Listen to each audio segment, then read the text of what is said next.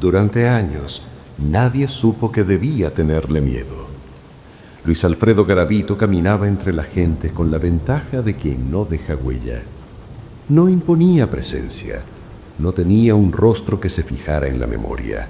Su figura delgada, su andar discreto y su voz baja lo convertían en parte del paisaje humano. Uno más entre vendedores ambulantes, jornaleros, hombres de paso. En un país saturado de violencia visible, Garavito aprendió a ser invisible. Nació en 1957, en un hogar donde la violencia no era excepción, sino norma. Los golpes llegaron temprano, el abuso también. Creció con la certeza de que el dolor no se denuncia porque nadie escucha y de que la autoridad se impone por la fuerza. Esa infancia no explica lo que haría después, pero sí dejó marcas profundas. Una relación distorsionada con el poder, el control y el silencio. Cuando empezó a desplazarse por distintas regiones de Colombia, ya había aprendido algo esencial. No todos los niños desaparecidos provocan la misma urgencia. Observaba con paciencia quirúrgica. Elegía a quienes vagaban solos, a quienes no tenían una red que gritara su ausencia de inmediato. Niños pobres, niños de la calle, niños que el sistema apenas registraba. Garavito no cazaba con violencia, cazaba con palabras. Se acercaba sin prisa, ofrecía comida, una moneda, un trabajo pequeño. Nunca parecía apurado, nunca parecía peligroso. Para muchos de esos niños, ese hombre no era una amenaza, sino una posibilidad. Y ese fue el primer error fatal. Las desapariciones comenzaron a acumularse como notas sueltas en un expediente sin nombre. Un niño que no volvió a casa en Cundinamarca, otro que se perdió en Tolima, un tercero en Santander. Cada familia buscó sola, cada denuncia quedó aislada. Nadie veía el mapa completo. Garavito sí. Se movía como quien conoce los huecos del terreno. Cambiaba de nombre con facilidad. En un pueblo era Pedro, en otro Carlos. A veces usaba su nombre real, otras no. No importaba. Nadie verificaba, nadie preguntaba demasiado. A finales de los años 90, algo empezó a romper ese silencio. En zonas rurales comenzaron a aparecer cuerpos, al principio sin identificación, luego con nombres que coincidían con denuncias antiguas. Los forenses notaron patrones, edades similares, contextos parecidos, lugares apartados. No era violencia desordenada, era repetición. Dentro de la policía judicial, algunos investigadores empezaron a hablar de un asesino serial. La idea incomodaba. Colombia asociaba la muerte masiva al conflicto armado, no a un individuo solitario. Pero los datos insistían. Garavito seguía caminando libre. Su captura ocurrió en 1999, casi por azar. Un delito menor, nada que anunciara lo que vendría después. Pero durante el interrogatorio, algo llamó la atención. No mostraba ansiedad. No pedía abogado con urgencia. Observaba a los agentes con una calma que no era normal. Cuando decidió hablar, lo hizo sin dramatismo. Confesó un caso, dio un nombre, describió un lugar específico, con referencias exactas. Los investigadores pensaron que buscaba negociar, pero al llegar al sitio indicado, encontraron el cuerpo, tal como él había dicho. El ambiente cambió. Garavito no se detuvo ahí, confesó otro y otro más. Cada declaración llevaba a un nuevo punto del mapa. Caminos rurales, terrenos baldíos, zonas donde nadie pasaba. Recordaba detalles mínimos, curvas del camino, cercas, árboles. No hablaba desde la emoción, hablaba desde la memoria. Las primeras víctimas identificadas comenzaron a devolverle rostro al horror. Niños reportados como desaparecidos meses atrás, algunos de 9, 10, 11 años. Sus nombres aparecieron en expedientes que nadie había conectado entre sí. Ahora, Todos llevaban al mismo hombre. Durante las diligencias, Garavito colaboró con una precisión inquietante. Señalaba lugares, corregía mapas, aclaraba fechas. No se quebraba, no pedía perdón. Su tono era neutro, casi administrativo. Los peritos notarían después algo clave. No había culpa visible, solo orden. A medida que avanzaban las confesiones, la dimensión del caso se volvió imposible de ignorar. Decenas de asesinatos, más de 100 según los cálculos oficiales. Algunas estimaciones irían mucho más allá, pero la cifra exacta nunca se cerró. Muchos cuerpos no pudieron ser recuperados. El tiempo, la geografía y el abandono habían borrado rastros. Ese vacío quedó como una herida abierta. Los estudios psicológicos coincidieron en diagnósticos severos: trastorno antisocial de la personalidad, ausencia profunda de empatía, capacidad extrema de disociación. Garavito entendía la ley, sabía que lo que hacía era un crimen, pero no lo sentía como límite interno.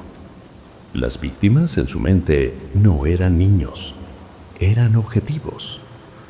Durante los interrogatorios describió su método completo: cómo elegía, cómo se ganaba la confianza, cómo se desplazaba, cómo repetía el proceso en distintos departamentos. No improvisaba, aprendía, ajustaba, perfeccionaba. Ese fue uno de los detalles que más estremeció a los investigadores: la sensación de que estaban escuchando a alguien que había convertido el crimen en rutina. El proceso judicial avanzó bajo la presión de un país entero. La legislación colombiana de la época permitía beneficios por confesión y colaboración. Garavito utilizó ese marco legal con precisión. Habló lo suficiente, señaló lo suficiente, pero nunca todo. Algunos padres recibieron restos, otros solo palabras, otros nada. La historia apenas comenzaba a revelarse, porque entender a Garavito no era solo contar cuántos mató, era entender cómo pudo hacerlo durante tanto tiempo, moviéndose entre pueblos, entre personas, entre instituciones que nunca lograron detenerlo a tiempo. Y lo que aún no había salido a la luz era lo más perturbador: no todos sus recuerdos estaban en los expedientes. La sala de interrogatorios se fue quedando pequeña para la magnitud de lo que estaba emergiendo. Cada nueva confesión de Luis Alfredo Garavito obligaba a reescribir mapas, a desempolvar denuncias olvidadas, a llamar a familias que llevaban años esperando una respuesta. La policía comenzó a entender que no estaban frente a un caso común, sino ante una secuencia prolongada de crímenes cometidos con una lógica interna precisa. Garavito hablaba despacio, no se contradecía, corregía fechas cuando los investigadores se equivocaban, aclaraba rutas, indicaba veredas específicas, puntos de referencia que solo alguien que había estado allí podía conocer. La certeza con la que recordaba lugares contrastaba con la frialdad emocional de su relato. No pedía pausas, no pedía agua, no pedía compasión. A medida que avanzaban las diligencias, comenzaron a surgir los primeros nombres con confirmación plena. Niños cuyos cuerpos fueron recuperados en los sitios señalados por él. Denuncias que coincidían con fechas, edades y zonas. Cada identificación cerraba una búsqueda y abría otra herida. La investigación se expandió como una red. Departamentos que nunca habían cruzado información empezaron a hacerlo. Expedientes que dormían en archivos locales se conectaron entre sí. El patrón se volvió innegable. Garavito se desplazaba siguiendo rutas específicas. Evitaba permanecer mucho tiempo en un mismo lugar. Sabía cuándo irse, sabía cuándo regresar. Comprendía, mejor que nadie, la lentitud del sistema. En una de sus confesiones más extensas, explicó cómo elegía a las víctimas. No hablaba de impulsos repentinos, hablaba de observación, de espera, de lectura del entorno. Cuando nadie los espera, dijo en una ocasión, según consta en actas judiciales. Esa frase quedó grabada en la memoria de los investigadores. No era solo un asesino, era un lector del abandono. La presión mediática creció con cada hallazgo. Los noticieros comenzaron a hablar de el peor asesino serial del país. La opinión pública exigía respuestas. ¿Cómo no se detectó antes? ¿Cómo pudo moverse durante años sin ser detenido? Las preguntas no tenían respuestas simples. Garavito, mientras tanto, seguía colaborando a su manera. Aceptaba responsabilidad, confirmaba hechos, pero también dosificaba la información. Señalaba algunos lugares y omitía otros. A veces decía no recordar, otras veces desviaba la atención hacia zonas ya exploradas. Los investigadores empezaron a sospechar que no todo estaba sobre la mesa. Los peritos psicológicos profundizaron su evaluación. Concluyeron que Garavito presentaba una estructura psicopática consolidada. No mostraba ansiedad anticipatoria, no reaccionaba ante el dolor ajeno. Tenía una capacidad notable para separar el acto criminal de cualquier emoción asociada. Para él, los hechos no eran tragedias, eran episodios. Uno de los aspectos más inquietantes fue su capacidad de adaptación. Durante años, ajustó su comportamiento para no levantar sospechas. Evitaba rutinas, cambiaba de apariencia, variaba sus historias personales. Sabía cuándo ser amable, cuándo desaparecer. La policía comenzó a reconstruir cronológicamente su recorrido. Un mapa extendido del país marcado con puntos, demasiados puntos. Cada uno representaba una desaparición, un hallazgo, una confesión. La sensación de persecución tardía se instaló en el equipo. Lo estaban siguiendo, pero hacia atrás en el tiempo. Algunas familias reconocieron objetos, ropas, pequeñas pertenencias, momentos que devolvían humanidad a cifras que ya empezaban a parecer irreales. Cada identificación era un golpe seco contra la idea de que se trataba solo de números. Garavito observaba esas reacciones con distancia. No mostraba satisfacción, tampoco remordimiento. Su atención parecía centrada en el proceso, no en las consecuencias. En audiencias preliminares, aceptó cargos. Su estrategia legal fue clara: cooperación a cambio de reducción de pena. La ley colombiana de entonces lo permitía. Esa realidad generó indignación cuando se supo que, pese a la cantidad de asesinatos, la condena tendría un límite. El país entero discutía el caso, no solo por la brutalidad, sino por la sensación de fracaso colectivo. El sistema había fallado en proteger a los más vulnerables, y ahora debía juzgar a alguien que había explotado esas fallas con precisión. Mientras avanzaba el proceso judicial, los investigadores se enfrentaron a una certeza incómoda. Nunca sabrían el número exacto de víctimas. Algunos cuerpos jamás serían encontrados. Algunos nombres nunca serían confirmados. El tiempo, la geografía y el silencio habían borrado demasiadas huellas. Ese vacío se convirtió en parte del expediente. Garavito fue trasladado bajo estrictas medidas de seguridad. Su figura comenzó a aparecer en fotografías judiciales. Un rostro que, por primera vez, dejaba de ser invisible.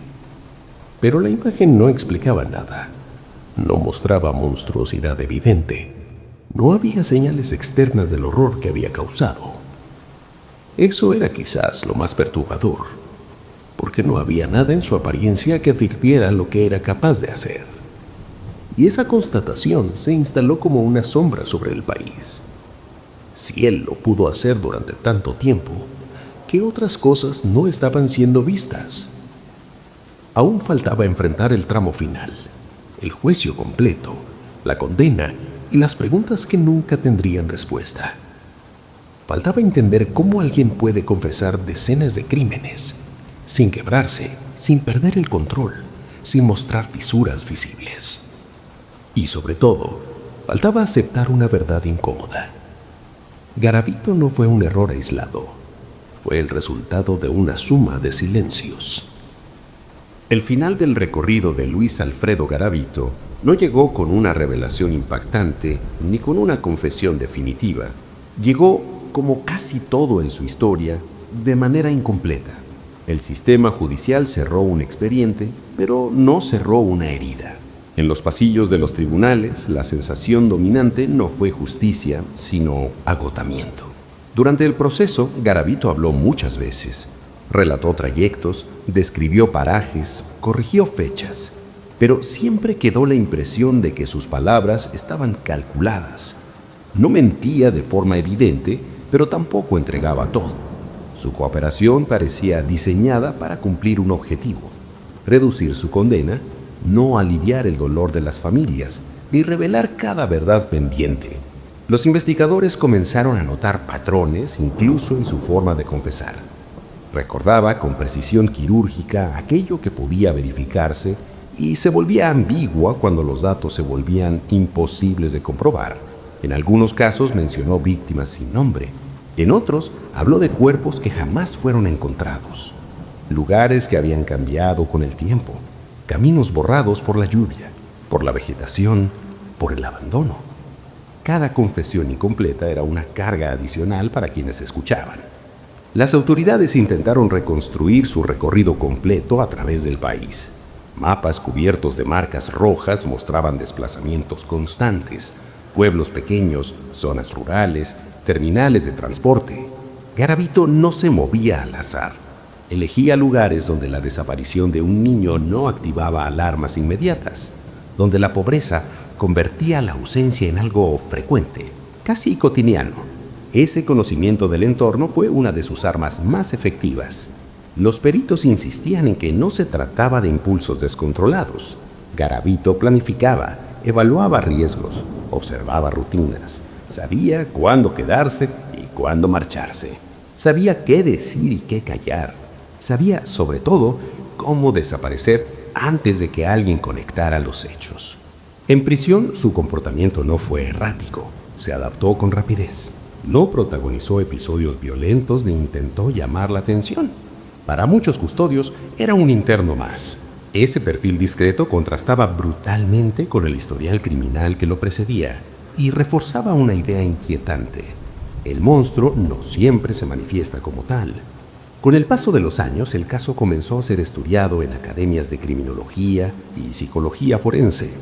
Garavito se convirtió en ejemplo extremo de un depredador serial que operó durante décadas sin ser detectado a tiempo. Su historia fue diseccionada en términos técnicos, estadísticos, clínicos. Pero fuera de las aulas, las familias seguían viviendo otra realidad. Algunas madres nunca recuperaron restos. Algunos padres jamás supieron el lugar exacto donde sus hijos fueron asesinados. Para ellos, la historia no tenía un cierre narrativo, solo un punto final impuesto por una sentencia que no respondía a todas las preguntas. La cifra de víctimas continuó siendo objeto de debate. Oficialmente, más de 130 asesinatos. Extraoficialmente, muchos más. El propio Garavito insinuó cifras superiores, pero nunca ofreció pruebas suficientes para confirmarlas. Esa ambigüedad alimentó el mito, el horror y la frustración. Porque, en el fondo, lo más perturbador no fue el número exacto, sino la certeza de que hubo niños cuyo destino jamás sería esclarecido. El país, por su parte, intentó aprender. Se revisaron protocolos, se discutieron reformas, se habló de sistemas de alerta temprana, de combinación entre regiones, de atención a poblaciones vulnerables. Pero esas discusiones llegaron tarde para quienes ya habían perdido todo. Garavito pasó de ser un hombre invisible a convertirse en un símbolo del fracaso institucional, no solo por lo que hizo, sino por lo que se permitió que hiciera durante tanto tiempo. Su historia dejó al descubierto las grietas de un sistema que no supo unir señales dispersas hasta que el daño fue irreversible. En entrevistas posteriores, algunos investigadores confesaron que el caso los acompañaría siempre, no por la violencia explícita, sino por la sensación constante de haber llegado tarde, de haber recogido piezas cuando el rompecabezas ya estaba completo pero roto. Luis Alfredo Garavito no necesitó esconderse en la oscuridad absoluta. Caminó entre la gente, habló con normalidad, se adaptó a cada contexto. Durante años, su mayor protección fue la indiferencia estructural. Ese es el aspecto más incómodo de su historia. No solo existió un asesino serial de proporciones históricas, sino que pudo operar porque el entorno lo permitió, porque las desapariciones no siempre generaban búsquedas inmediatas, porque algunas vidas eran consideradas prescindibles por el simple hecho de pertenecer a los márgenes. Hoy su nombre sigue provocando rechazo y temor, no por la sorpresa, sino por el recordatorio de que el horror no siempre se anuncia con señales claras.